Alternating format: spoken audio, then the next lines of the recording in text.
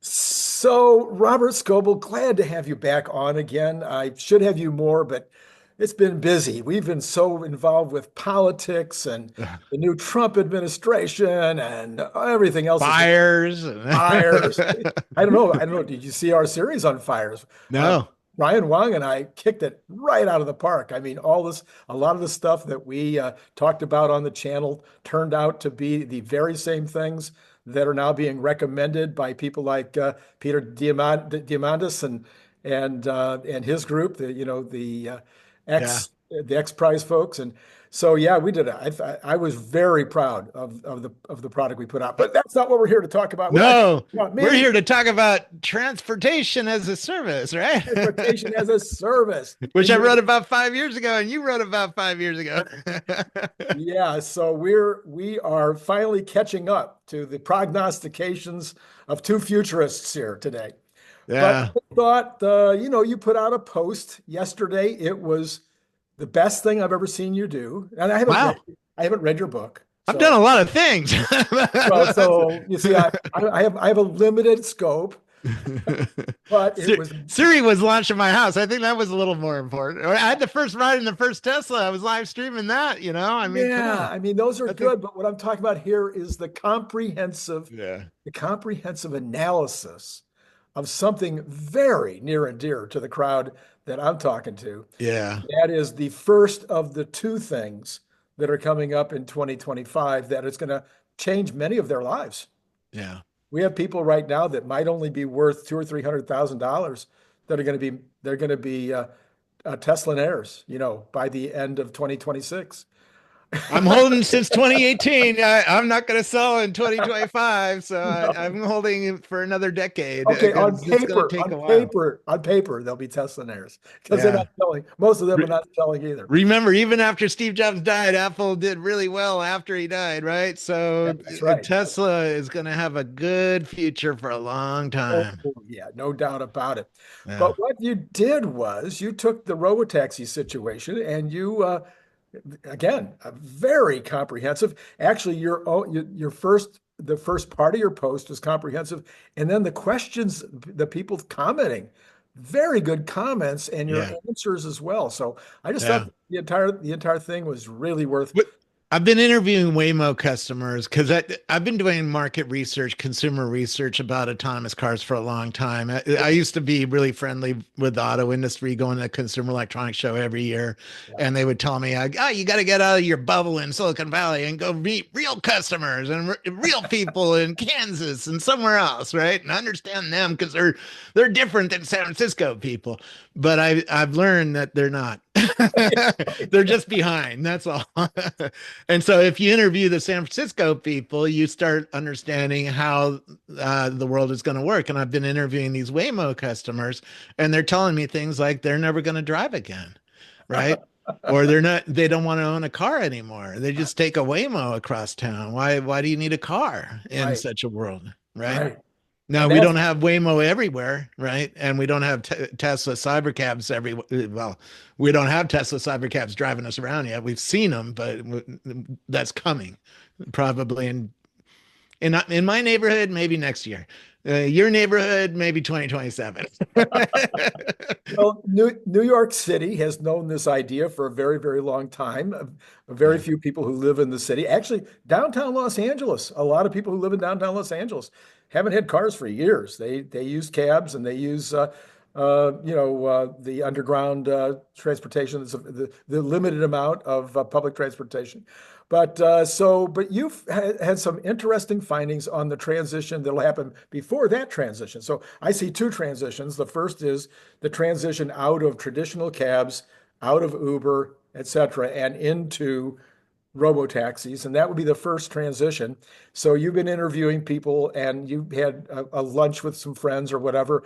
Anyway, it started a whole conversation and this post on X. Talk to me about the findings that you have with regard to well, how. first of all, Waymo is charging a lot more than Uber is. That was surprise. I heard that it was a little more. I didn't realize it's almost double the price. And one of the guys I was playing poker, I went to an AI poker game last Okay, night and okay, okay. was talking to people from all over the industry at the poker game. And one guy pulled out his phone and showed me Uber and said, okay, where do you want to go? Oh, let's go to Fisherman's Wharf. And we put Fisherman's Wharf in there. It came out to like $10.50. And then he said, but you have to add a tip on. So 20% tip adds, it comes out to about 13 bucks. And then he pulled out Waymo and it was $22. I'm like, wow, that's a lot more than I was expecting, right? They're charging a big premium. And he goes, yeah, and I never use Waymo or I never use Uber. He told me I like Waymo way better. I'm like, oh, you like paying more and you like it better. What's going on with that? I go, and he explained it. It's like there's no human in the car. It's you don't have to deal with somebody who's talking too much or driving too aggressively or smelly or inebriated, right? Unsafe, right? Interesting music choices. When I was just up in Niagara and Canada, I was taking Ubers, and every single one of them had religious documents in the back seat that they were hoping you'd pick up and join some uh, yeah, some group. Yeah. I got a Bible and a Quran around here This was somewhere. the Quran. It was more in the Quran area than it was. So, but it I'm was. married to an Iranian, so Quran comes with the puzzle. Yeah, so I mean, yeah, all kinds of unusual characters. I mean, Yeah, I've never liked cabs for that reason. yeah, I've found in Los Angeles area the Uber drivers are pretty okay, pretty chill, but yeah. I don't think that's the case everywhere. One thing I learned from him, you're not allowed to sit in the seat with the steering wheel. Oh, So you can either sit in the passenger seat or sit in the back seat. You're not allowed to sit in the front seat with the steering wheel. Well, in a cyber cab, there is no steering wheel. So yeah, they don't have that problem. So now two people have the best seats in the house, that's right? right. That's right. Which is really a key, I think, because Tesla has really aimed the cybercab at the low-hanging fruit of the ride-sharing market. Most Uber rides are a single rider sitting in the back seat, in the worst seat, actually, in the car, Right. right? Right. And so now we're going to have two seats in the best seats in the front, right? And this is just the low-hanging fruit. It's going to be very popular. So that raises the question, especially when we're first starting out, we're seeing how Tesla right now on the Model Y Juniper is skimming the cream. They got a special, version for 60,000. They're Yeah. not coming right out with a $45,000 version. They're going to skim the cream. They skimmed the cream on a Cybertruck, $120,000 for a while there was the only one you could buy. So why wouldn't we skim the cream on the Cybercab when it comes, or even the Robotaxi when the Model 3s and Model Ys, et cetera, are out there? You make a good point because Tesla is going to have a better experience. Riding in a Tesla is going to have a better experience than riding in a Waymo, for instance, for a lot of reasons. Um, Start with the digital events. The car is going to be personalized to you in a way that the Waymo just can't match, right? So you're right. Why wouldn't Elon start out with a premium price to signal that this is a premium experience, right? It's a luxury experience over the other choices that you're going to have to make, whether it's an Uber or a taxi or a limo or a Waymo or a Let me, Zoox or yeah, a whatever, right? There'll yeah, be and a let me few let of me them. back up for some clarification. What do you mean by vents? You call them personal vents, or the This is something I talked to Mercedes-Benz engineers about at Silicon Valley. I asked them, why aren't you putting digital vents in your dashboard? Tesla's vents are controlled by the computer oh, screen. right, okay, And my wife and I used to have lots of arguments about this in our Toyotas, right? Because she likes the air not to be on her face. She right, likes the air to go to the sides. I right, like air right on my face. So I would get in a Toyota and put the vents where the air's right on my face. And then she would get in her car and swear at me and have to move them, all the vents to be not in her face again, right? We don't have that argument now that we have two Teslas. Because right, if I get in her car, the yes, vents are the way I like it. yes, When she gets in my car, the vents are the way she likes he it, likes it. right? And we don't have that argument anymore. It's personalized to you. And only Tesla has digital vents in a large number of vehicles. I asked Mercedes why they aren't doing this. And they said the German executives killed it because they did the market research, and most people want knobs on their dashboard. And Oh, you still see these arguments today. Oh, the Mercedes dashboard is so much nicer. It has lots of buttons and things to push. And people, I did the research. I went around America and asked people, hey, like farmers in Kansas, hey, what if I sold you a truck with a big screen, a big computer in the middle of the dashboard, and you would do everything on the computer? Oh, one guy told me, oh, dude, I'm a farmer. I don't like computers. I have a flip phone. Look at my flip phone. I don't like touching screens. I don't like touching them in my car, right? Or in my truck. I want knobs. I want to be able to push the AM radio button on my AM radio and go to my religious radio station. And I don't want to touch a computer screen, he told me, right? And that was a pretty common response when I did my consumer research. But when you get in a robotaxi, you're a different kind of consumer. Their personalization matters more than having knobs. yeah. And it's way more than just the vents. I mean, literally, if you want to listen to a religious radio station, that could be your choice. Or I don't know that Yeah. those choices will be immediate, but but Well, there's a new Grok coming, which is going to also improve the experience in the car. I, And so you're going to just say, "Hey, Grok, put on Benny Hinn radio or something, whatever the religion thing you're into." Me, I so, like listening to EDM music, but I'll to be talking to Grok about but EDM that's, music. but that's the point, right? You wouldn't Yeah, even have to say it to Grok when you get in. It could be in your personalized set bingo. of things that just happen as soon as you are the passenger. It remembers everything you like to do, right? So you're absolutely right. If I leave it on my Apple playlist for EDM music, the next time I get in a Tesla, even in my wife's Tesla, it switches the music from her music to my music, right? And before I even get in the car. Yeah, yeah. So this would be, I mean, that's a pretty significant improvement in the quality of the experience. Yeah. And I want to say a year ago when we first really started getting serious about Cybertrucks, and I wasn't the first one to say this. Somebody else said it to me, but I latched onto it right because I'm a product guy. I don't know how much you know about me, but I've developed hundreds of products over the years. And as a product guy, it just hit me right in the forehead. This cab should be all about the experience. Yeah. If the experience is there, then people are going to switch without question.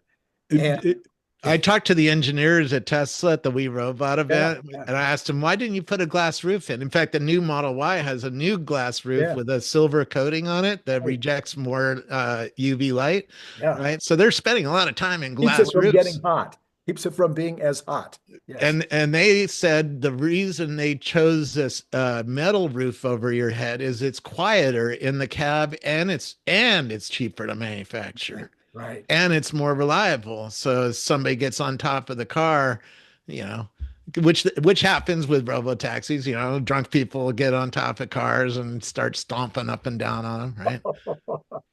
So, all right. So we're going to have a better experience from A to Z. No other driver, even if half of them were wonderful, if the other half are not so great, and you never know what it's going to be, what that part of the experience is going to be. So you have an experience you can count on, a la McDonald's. It's always exactly the same. You know what you're going to get. You know that it's a Tesla. Now you mentioned that. You mentioned the branding would be better. People understand what Tesla is. Even if you hate Elon Musk and you hate Tesla, you recognize it's faster than a Porsche going 0 to 60, Yeah. right? And you understand if anybody's taking you into a Cybertruck, that it's way cooler inside a Cybertruck than any other car that you've ever been in, right? I've seen this personally, and I've been interviewing Cybertruck owners as well, and they tell me this. They've like this thing is next level in how it operates and how it feels inside the vehicle. That brand is gonna come into the robotaxi when the robotaxi gets turned on, or when Cybercab comes to your street. You're gonna recognize Tesla has arrived. Uh, what's a Waymo?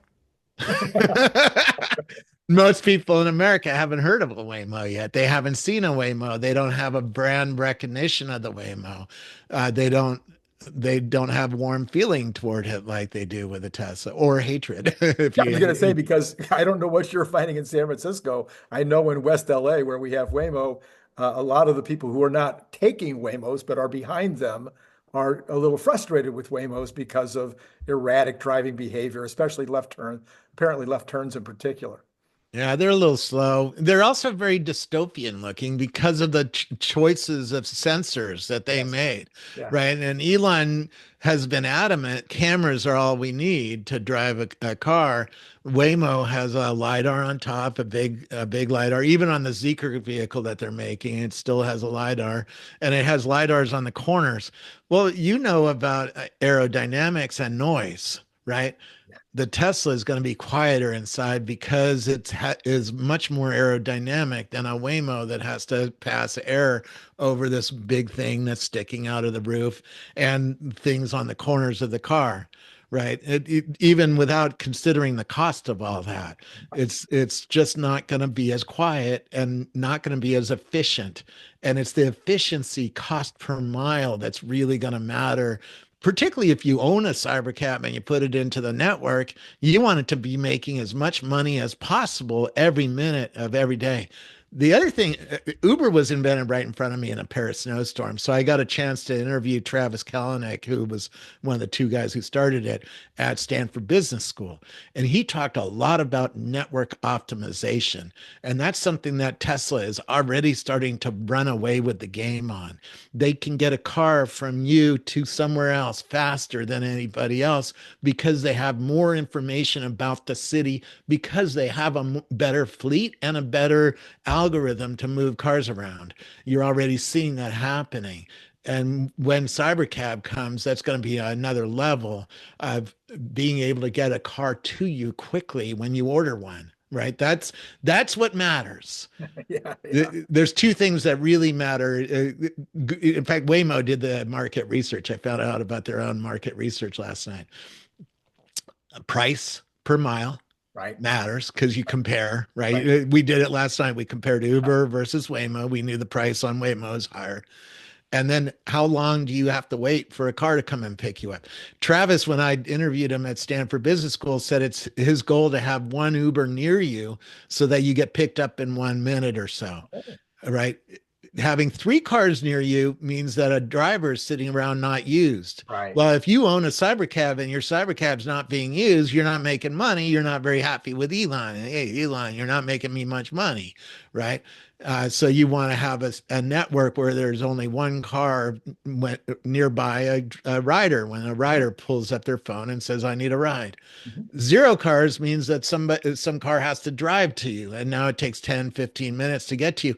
This is a real problem with Waymo. A lot of the early users are saying it takes 10, 15 minutes for a Waymo to show up because they don't have enough density of vehicles in San Francisco to pick everybody up that wants a ride, right? And so uh, that's why manufacturing matters, because this thing is going to be easy to manufacture. I talked to Brian, who runs Futuraza. He really focuses on the Right. manufacturing of this Right. vehicle, Right. and it's designed to be made at scale, fast, on short, compact lines using the unbox process that Right. Tesla invented.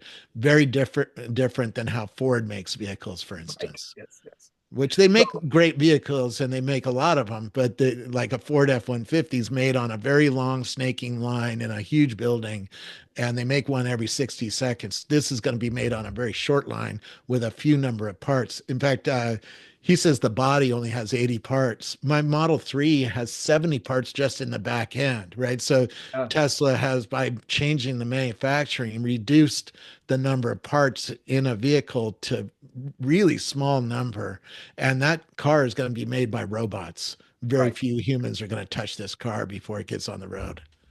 Yeah, you were talking about the time problem when you're calling an Uber or any kind of ride share. I don't know about you. My limit is 6 minutes. Yeah. Then you start If getting it's mad, well, if it's under going six to minutes, Lyft, I'll going check left and to looking yeah. for a taxi. It's like, Right, right. I don't know what it is on average, but mine is 6 minutes.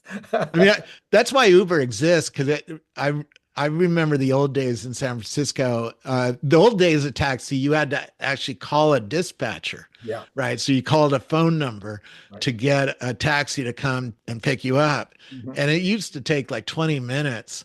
I remember waiting 30 minutes one time, never showed up, called the dispatcher back. Oh, I'm sorry. I don't know where that one went. We'll send another one. Wait another 20 minutes. So I waited almost an hour for a taxi back in the old days.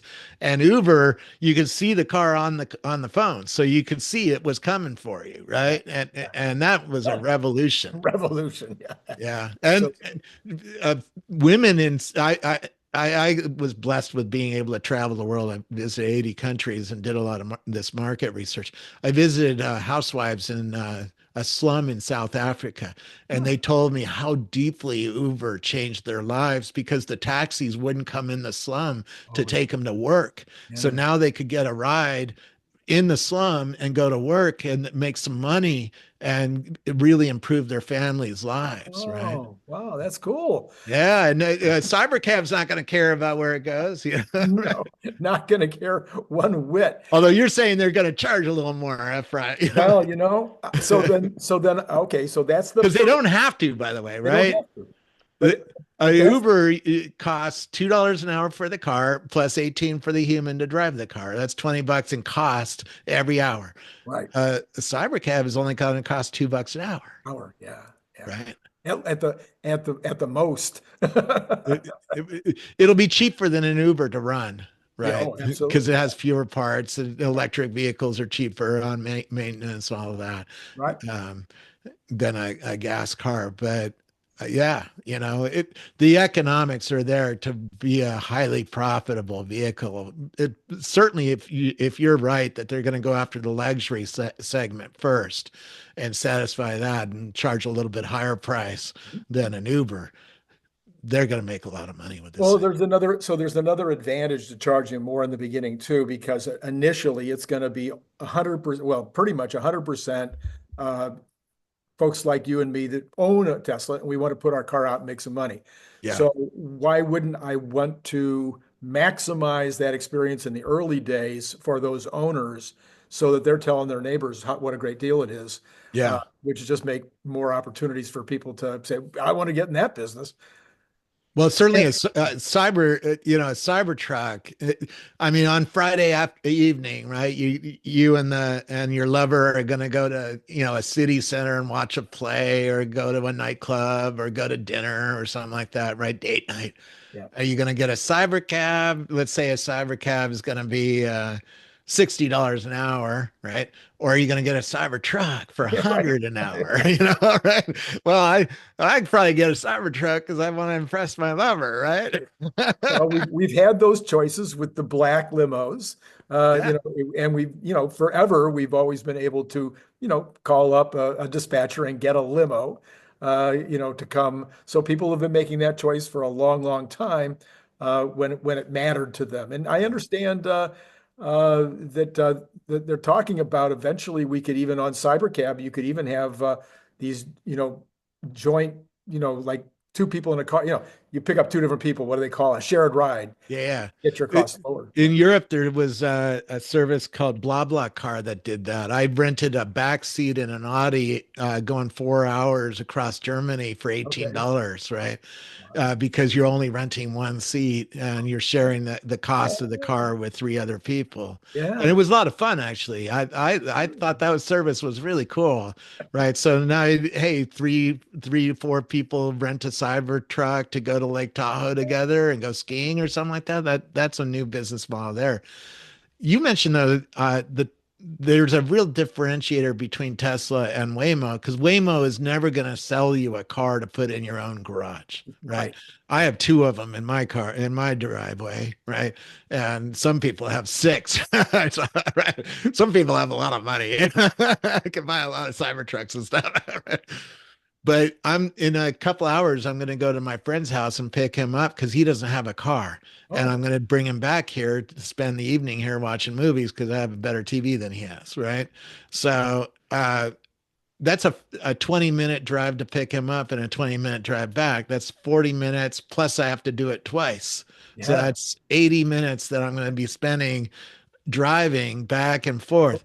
If I had a unsupervised Tesla, in other words, a humanless Tesla, I could send my car to his house, pick him up, and have him come back, and I'd get another 80 minutes out of my Saturday, That's right? right. That's right. Yeah. Now, there's some fun to driving and stuff like Yeah, that, but yeah. still, I'd rather, if I had the choice, like next year when unsupervised comes, I'm going to send my Would Tesla, you? go pick him up, and say, get in my Tesla and come back. Right? Absolutely. All right. So then the next transition, which you alluded to earlier. So the first transition is out of Uber and regular taxis, maybe even out of what do you call it? Public transportation. People will be moving into these robotaxis. I'm differentiating between robotaxis, which is whatever car, Yeah. and cybercab, which is specific to the cybercab. Yes. As the cybercab, CyberCab is part of the Robotaxi right, network. network, yes. Robotaxi is the network of all the Teslas, or maybe someday somebody licenses FSD and becomes, maybe a Another Ford or something becomes a member of the Robotaxi network. fleet, But the yes. Cybercab is a very specific car on the Robotaxi network. Yeah, that's a good Right. way to put Okay. it. So as we move into 2026 and they start building the cyber cabs, and there's starting to be a lot of them in certain neighborhoods. Again, I don't know. I don't know exactly how this will all roll out, but at some point, I, people will I'd say start. 2026 in my neighborhood, a lot of them, like Palo Alto, right over Right. Right. Austin. Right. 2027 in a lot more like your neighborhood. Riverside. Riverside. Yeah. Big, So I mean, there's what 300 cities in America that have 100,000 people or more, right? So yeah. how soon will it be in all 300 cities? 2030, right? Yeah, well, I don't know. It might be faster. I mean, Elon's theory, and here's where, you get into how will these regulators make their decisions. Elon's theory has always been one day he would stand up with the app, and he would say, okay, everybody that owns a Tesla vehicle that has the capability, just push the button and you can put your car into service, which would Yeah. mean all of a sudden you'd have optionally 2 million or more cars in the United States that could go out and start taking rides if the regulators allow it in the various neighborhoods. Now, the regulation Elon has talked about is it's safer than your vehicle. Yeah. It's safer than getting in your car and going It someplace. certainly will be by around the end of the year, Yeah, right? for sure. I watched the error rate. I've had FSD since 2018, right? And the error rate just keeps going down at a fairly constant rate and a fairly steep rate. Actually sped up recently with Yeah. these new NVIDIA servers they just bought. It sped up, but you can see that toward the end of this year, it's going to get rid of most of the errors that still exist, right? There's still a few errors that it makes, and you see people on X talking, Yes. oh, it hit a curb, or it did this, or it got in the wrong lane, or ran a red light. Even I saw one guy said his ran a red light. Those are mistakes. They're anomalies. They're things that are still wrong with the network. Those are going away at a pretty constant rate. Certainly by the middle of next year, those error rates are way down. And by the end of next year, they're going to be literally zero. There's not going to be any error rates, which really has deep implications on the cost of insurance because Yes. this car is never going to hit somebody else, Yeah. right? Yeah. It's never going to make Yeah. a mistake that hits somebody else. Now, other people will hit it, Yeah. Yeah. but then the insurance cost is on them because they caused the accident, not the cybercab or not the robotaxi, right? And you And have so the video proof. you have video proof, but it never will cause an accident on its own. By the end of next year, Right. that's going to be true. And so people can't wrap their head around this change, Yeah. that this thing is always improving. It's an exponential learning system and it gets rid of anomalies. I talked about an anomaly with the engineers at Tesla. I was driving on FSD in Nevada at 85 miles an hour, and a semi trailer truck overturned right in front of me and sprayed Wow. dirt and rocks across the interstate about 6 inches thick, right? And FSD wasn't doing the right thing. It was going straight for the rocks at 85 miles an hour. So I stepped on the brakes and slowed down to 5 miles an hour and went through the rocks. And I talked to the engineers. I was like, When are you gonna, how are you gonna fix that? He goes, well, you stepped on the brake, didn't you? And I go, yeah. Well, you sent all the sensor reading, all the camera readings from the car up to the cloud so that our system could retrain itself and get rid of that mistake and figure out how the engineers and the AI itself could figure out how to get rid of that mistake for future. So in the future, the fleet will not make that kind of mistake anymore. And we're seeing that happen, that it's Yeah, just getting rid of mistake after mistake. I mean, I used to make 100 mistakes on my little ride around my little neighborhood. It doesn't make those anymore, yeah. right? So what do you see then? All right, so now we're into the next we're a couple of years out and the prices come down. Now we're talking it's maybe $1 a mile instead of $2+ per mile. Yeah. It's $1 a mile.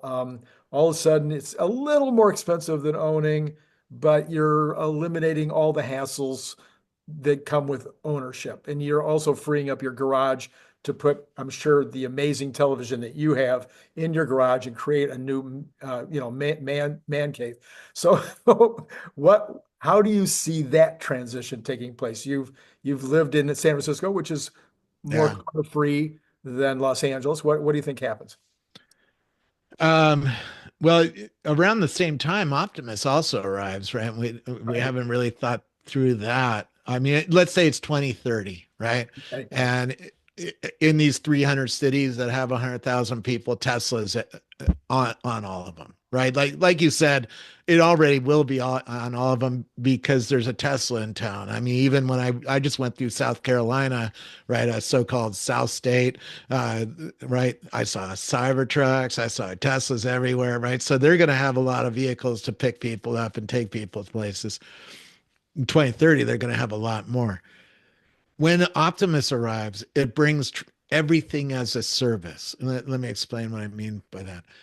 At CES years ago, I saw a little glass cleaning robot. You put it on a piece of glass and it munches up and down the glass and cleans the glass. The problem is, for a human, that's a pain in the ass because I have like 20 different pieces of glass in my house. So I have to take that robot off and put it on another piece of glass, right? Optimus doesn't care about that. Optimus can arrive with a cybercab. So cybercab is transportation, brings the Optimus, brings a glass cleaning robot. Well, now that's a glass cleaning as a service for $50. And certainly your Optimus at about 2030 is going to be able to bring, and do laundry as a service, toilet cleaning as a service, dinner as a service, right? Whatever else you need, weeding as a service, right? It can bring a snowblower, snow blowing as a service, right? And so you can start turning the average home into everything as a service with Right. your transportation network and your robot, which will bring other robots to do specialized things, right? Yeah, and So, that'll be particularly important with the aging of the population. 20 years there, I have a vaulted ceiling and I have two light bulbs up there that need changing. yeah, I'm a little too old to be going up on that 18-foot ladder and changing those light bulbs. But if I had an Optimus, if I could call an Optimus to come do it, it yeah, would be already be done. right. And if it falls, it doesn't, It's a machine. It probably can be repaired. and probably will survive. Probably might even survive, and it probably won't fall. But So you oh, see, it brings it, so I was partying a long time ago with the CEO of Moet Hennessy, big alcohol company, right? And, at the French Open. I was blessed to get to go do that. And I asked him, "What keeps you up at night?" And he said, "Uber." And I'm like, "What? You're an alcohol company. Why is a transportation company keeping you up at night?" And he's like, well, first of all, I'm not an alcohol company. I'm a party delivery company. And you're in my party, which was oh, true. I was in his suite at the French Open, right? Watching Serena Williams kick butt. Right? And he says, Uber can deliver a party to your house and take away all the advantage of my brands, oh, right? And with a cybercab or a robotaxi network, they can bring a party to your house Yeah. and Yeah. maybe even take you in a party robovan, right? As a party, a rolling party for you and 12 friends or something like that, right? Um, and so you start thinking that way, how society is going to change because we have low cost, reliable transportation as a service everywhere. Mhm. It's going to change very deeply and affect a whole bunch of brands and product companies. So, um, yeah, Yeah. Okay. So, but what about the home? What about the homeowner experience? When does the homeowner decide that it's better to pay a dollar? Now, so I've already gone through the experience recently. yeah, We dropped one car about a year ago. yeah, There's been in a year, maybe there's been three times when it would have been nice to have had a car. yeah.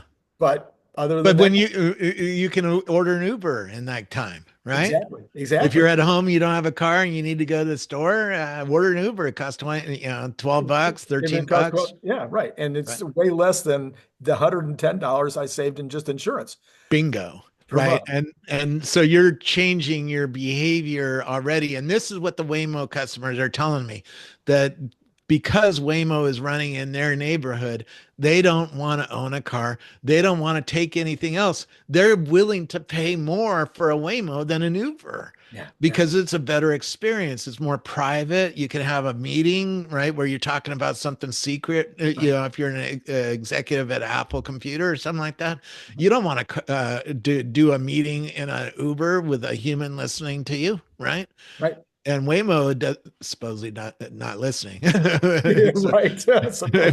might be, but it's going to be a different privacy problem than Yeah. having a human in the car listening to you, right? At least it'll be a consistent privacy problem. Right. And then ultimately, as you, I think, were pointing out earlier, in terms of the competition, right now, you were talking about the cost, but Yeah. the opposite, the flip side of cost is the product. And Elon has, again, famously said, one of my favorite quotes, if you don't have a compelling product at a compelling price, don't even get into business. So he is creating from the ground up designed RoboCab. Yeah. As far as I know, you were just a CES. As far as I know, not even in China, nobody else has got a design from the ground up RoboCab coming. Well, there's Zoox that has a pod that holds like I think 6 people can fit in one, right? Okay. So it's a bigger vehicle. Mhm. But what is the low hanging fruit for a ride as a service? 1 or 2 people, right? And so Cybercab is designed for the low hanging fruit of 1 or 2 riders. Where Zoox is always 6 people, and it's not as nice and an experience because it's not a Tesla. It doesn't know your events, doesn't know your music, right? Now you can set it in the Zoox, and every time you get in a Zoox, okay, great. But Zoox is not going to be on every street because they can't make enough, right? And they can make enough for San Francisco, but they just can't make enough for the average American city yet. And you don't need 6 seats, Right. and it's not as optimized an experience for being in a car, driving to work or driving, your lover to a city center and going on a date night or something like that, right? So I kind of see the Tesla thing breaking down like this. There will be customer-owned cars that'll Yeah, be put out in the Robotaxi network, Model 3s, Model Ys, Cybertrucks, whatever you own, you can put it out there, and those will be out. And sometimes your app will show that there's one close enough of one of those kinds of cars. Then there will be, and maybe Tesla will fill in some Model 3s, Model Ys, etc., in their own fleet where there's a necessity, where they see that there's a problem with customer service or something like that. When the robocabs come out, theoretically, I mean, it's the cybercabs, theoretically, they're also going to offer those to us mere mortals. So there will also be a combination of owned cars and Tesla fleet cars. yeah. Once again, ultimately, I would say it will be on Tesla to give the customer owned cars first dibs. when they do get into that situation where there's three in the neighborhood. That way you keep the experience for the customer-owned little business maximized, but you also maximize the experience for the Yeah. consumer. Does that make sense? Yeah, and it really gets messy with like Coachella down in Palm Springs. Yes. So at Coachella is a big music festival. It's actually two separate music festivals. One's for traditional music, one's for country music, right? It's 4 weekends that they open this field up for 150,000 people a weekend. And Uber has a huge parking lot that can hold hundreds of cars, and so that they can drive in, find a parking spot, and on your app you get a number and you know that's your car to go and walk to that parking spot, right? There's a waiting area. They spent a lot of time. They incented 3,000 cars to move from the Western United States to Coachella to pick people up. And now those 3,000 people cars are sitting there. They're heavily used on the weekend, but when everybody leaves and during the week, they're just sitting there waiting for the next weekend, right? So you're right. There's going to be some places that are going to have oversupply on some days Mhm. and undersupply on other days, right? Right. And the network itself has to orchestrate all the robots, all the cars to figure out who gets picked, who gets the business, and who gets the goodies. I mean, if I owned a cyber cab and Tesla notified me one day and said, "Hey, we need your cyber cab because we're going to drive it down to Palm Springs for a month," Right. right? But you'll get a premium. Yeah. You get an extra $300 for that. I'd be like, sure, take my car, right? I'll take cyber cabs here, or whatever. And so there's a there's a lot of unanswered questions here on the business model, how they're going to move cars around, how they're going to incent owners to be buying fleets of these things, right, and helping pay for the manufacturing of them and defray the cost so that the shareholders don't go all ape shit because Elon built 1 million cars one month and spent a lot of money that they weren't planning on, right? And so there's going to be a lot of moving parts to this, I think, over the next 24 months, Oh, 36 months. I'm sure there'll be things that will come along that nobody has thought of yet. We've got a model 2.5, or also called Q, also called all kinds of things. The more affordable car. We have all these names for this vehicle that's coming out, with the Model Y Juniper coming out with a kind of a Cybertruckish, kind of a cyber cabish look. Yeah. It occurred to me that maybe the Model 2.5 is going to have at least some of that same look to it. What do you think?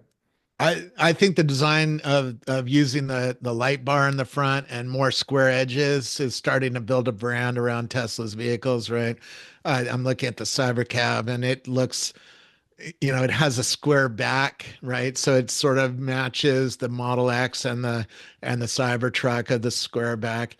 I don't know, the design language is interesting. If I was interviewing Franz at Tesla, I'd be talking about, why is he What are making you the doing? choices he's making, and why did you pick gold for the Cybercab? And he has an answer to that. I think I have a different answer because China is crazy about gold. Oh, I see. You know, I know they're crazy for gold bars, Yeah, but so if you have a Zeekr that's not gold picking you up, or a cyber cab that's gold, I know which one the Chinese consumer is going to be attracted to. Hey, let's get the cyber cab. uh, But I don't know.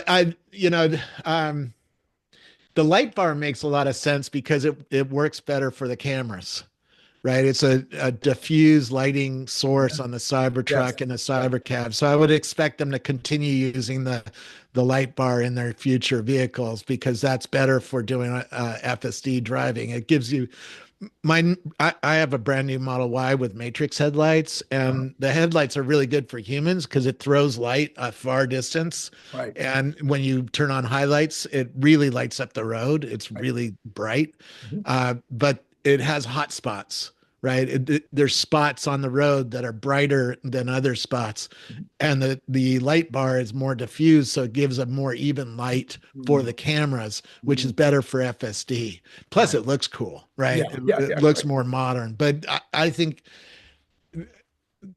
Tesla is building things for the robot fleet, and they're doing things to make it so that the robot can see better, right? Because these cars are going to be self-driving soon, right? And why are you driving a car manually?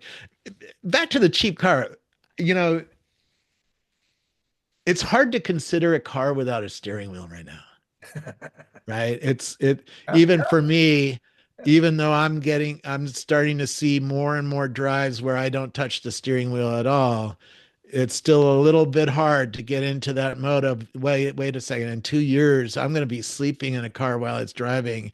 I'm not going to be touching the steering wheel maybe in at six all. months. Well, let's call it 2 years just to be safe, Okay. right? Give the teams plenty of time to get rid of all the mistakes and give us time to learn to trust it, right? Because we're still, even if unsupervised turned on tomorrow, I'd still be watching it because I'm like, no, I'm not, I'm a little untrusting of it. Not quite there. Yeah, yeah, yeah. It's going to take us all time, particularly calling up shows like this and talking on Twitter Spaces with Omar and everybody else. If you have months where people say I haven't touched my steering wheel in months, Right, then everybody starts trusting it, right, and that's when the consumer changes, right, right, right. to wanting a car without a steering wheel. That's not that far away. Mhm. I think that's 2027, 2028. Right. So if in 2028 I want a car without a steering wheel, that's a cheaper car to make because the steering wheel and all of the computers that run it Yeah, adds a lot of cost to a car. yeah. So if you're trying to make a $25,000 car, isn't the Cybercab the $25,000 car? Well, of course, and people have said we love the look of it, so why not just put a steering wheel in for now? Uh, no, that doesn't work for That a really lot of isn't. reasons because even safety, it has a very small front end. So if some drunk hits you at Oh, 80 miles an hour, they're relying on there's no steering wheel in front of you to light up a I big see. ass airbag to Oh, save right. your life. Yeah, yeah. You're not going to want a steering wheel in 2 years. Right. I'm not going to want one. And neither is most consumers are going to start changing to where when you get a ride in a cybercab and like let's say it's 2028, Right, you're not going to want a car with a steering wheel. right, right. The consumer is going to change, and Yeah, that's what's yeah. happening with Waymo. That's why I'm doing all this Everything. research with Yeah, Waymo customers. They're getting used to the world with no steering wheel, right, no control of the car right, at all. right, You're not even allowed to sit in the driver's seat, right, right? The car is driving you. right. And in such a world, why do I want a steering wheel? Yeah, in And so the car that you want to spend 25 grand on, let's say in 2028, yeah. why are you buying a steering wheel car at all? No, I don't think you will. I think, but I So think, isn't the Cybercab the $25,000 car? well, but see, there, I think they figure they need this in between. So the other All side, right. the flip Yeah. side, the flip side of the whole story that we've been telling here is um, whether people will give up both cars.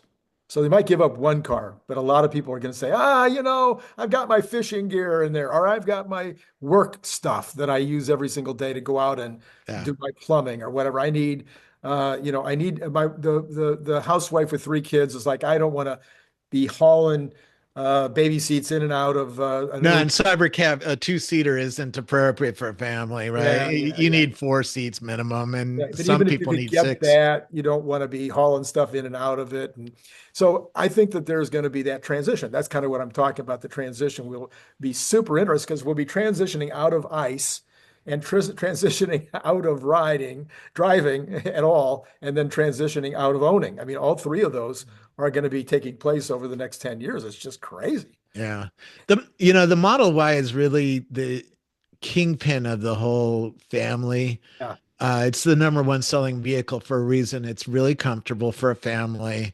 It's easier to get in and out of than a Model 3 or Cybercab changes the game because it's a two-seater and the doors go up like this, right? So it's really, they've studied how humans get in and out of the car because every second it takes a human to get in that car is a second it's not earning money, right? Right.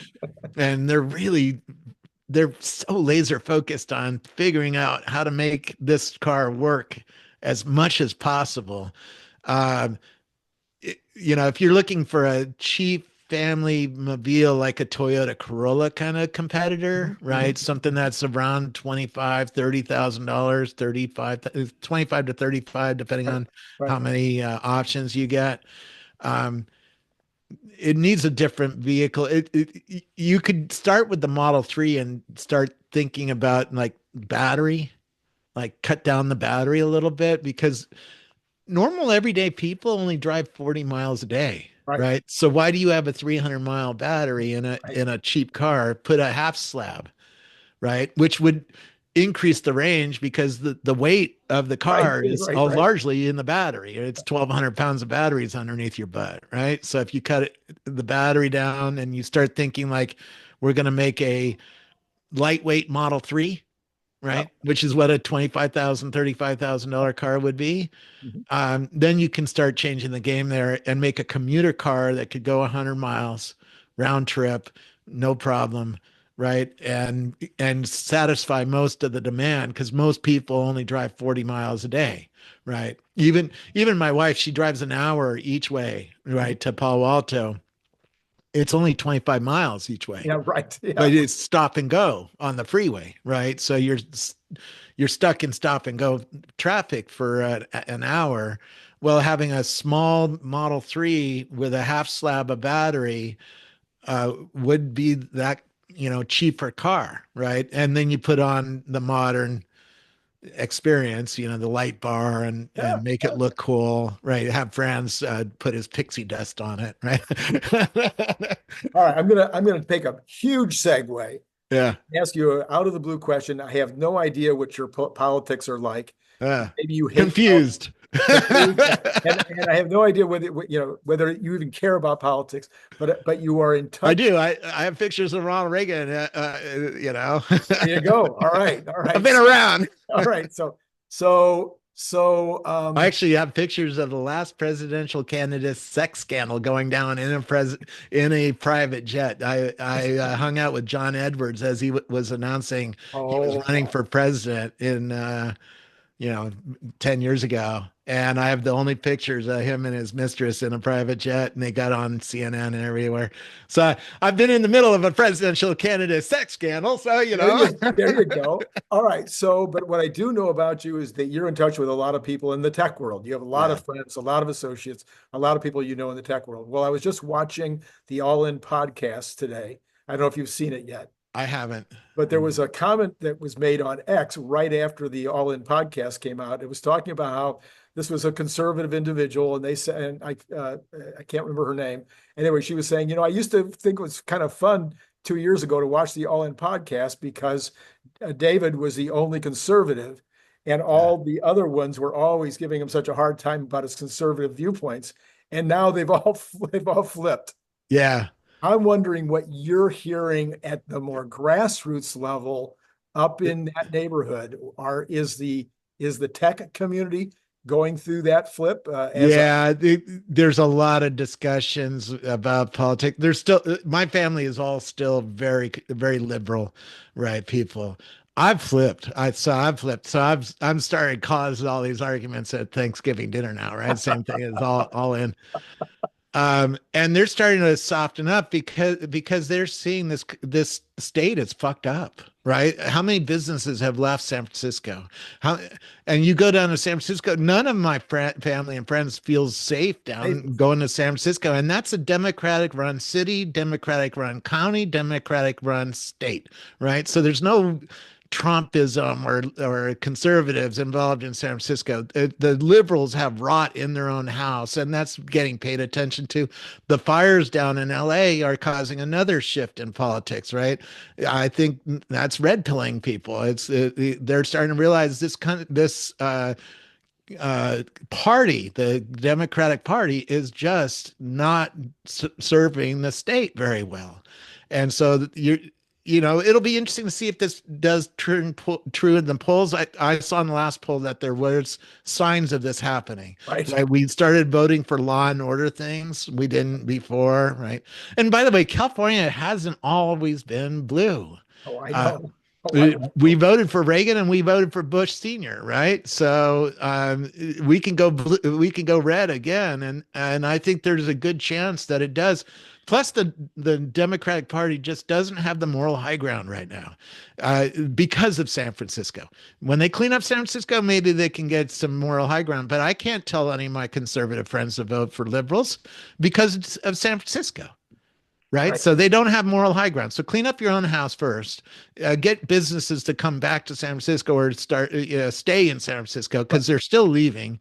Right. B of A, Oracle, Chevron, and all the stores down near the Tenderloin have left, right? Macy's and Nordstrom's and hundreds of stores have left San Francisco because of the crime problem, Right. because of the fentanyl problem, because of the homeless problem, because that hasn't been dealt with by the Democrats. They're just not able to deal with this problem properly, which Right. is a harsh one, right? But you're hearing this amongst your folks. Yeah, because you can't argue with that. Yeah. Yeah. They don't have the moral high ground. So until they clean that up, they're not going to win arguments. And that's coming true at the top level because the business people have woken up now that this state is just really nasty for business. And, how many businesses do we have to lose to Texas before people wake up and change their politics? When you don't have a job because everybody left, Right. you're going to start changing your politics, or if your community burns down and isn't dealt well. I mean, this is a real opportunity. It's horrible that the fires happen, Right. but the environmentalists are blocking innovation. Right. This could be an innovation zone for rebuilding, for new building technologies and new ideas to come in place and build new kinds of homes that would be fire resistant. Right. You should hear what Saka just railed on the environmentalists on Tim Ferriss's show, right? For not allowing innovation. And the environmentalists have been on the wrong side for a long time in this state. From blocking nuclear power to blocking even dams to get water places, right? The liberals are going to keep losing if they don't wake up and get a decent message and a decent party that is not so anti-business. Well, you mentioned another trigger word for me. So nuclear, it looks to me like in the last 8 weeks, Yeah. the world has switched.